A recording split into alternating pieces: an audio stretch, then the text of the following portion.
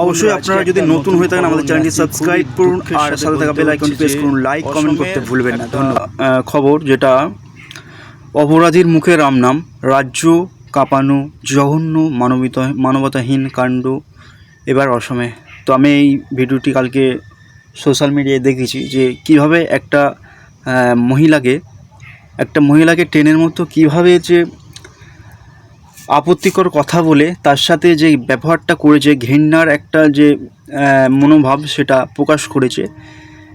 ঘৃণার বেশ ছড়ালো ট্রেনের কামরায়, মুসলিম মহিলাকে আতঙ্কবাদীর মতো হেনস্থা, উলঙ্গ করে লিঙ্গ যাচাই করার হলো।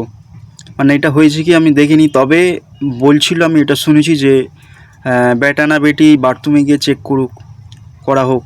মানে এই ধরনের যে প্রতি মুহূর্ত এরম ঘটনা কিন্তু ঘটেই থাকে ট্রেনের মধ্যে।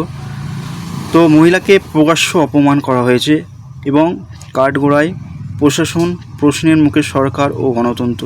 এটা ঠিক যে পুলিশ প্রশাসন থাকতে কেন মানুষ একজন আর একজনের উপরে এইভাবে ইনকোয়ারি করবে? যদি কারোর কিছু সন্দেহ থাকে অবশ্যই পুলিশকে জানাবে। নিজে এই ধরনের ইনকোয়ারি করার কোনো অধিকার সংবিধান দেয় না।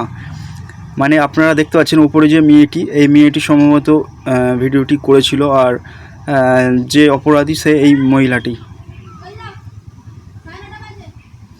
তো তিনি তো অলরেডি দেখতে পাচ্ছেন সোশ্যাল মিডিয়ায় কীভাবে একটা উলঙ্গ টাইপের ভিডিও বানায়, দেখতে পাচ্ছেন তো।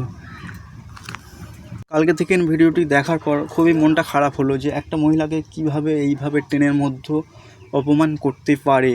তো আমি পুলিশ প্রশাসনের কাছে রিকোয়েস্ট করব যে এই ধরনের যারা মন মানসিকতা নিয়ে এই সমাজে বসবাস করছে তাদেরকে কড়া পদক্ষেপ নিয়ে তাদের আইনত ব্যবস্থা নেওয়া দরকার তাদের বিরুদ্ধে।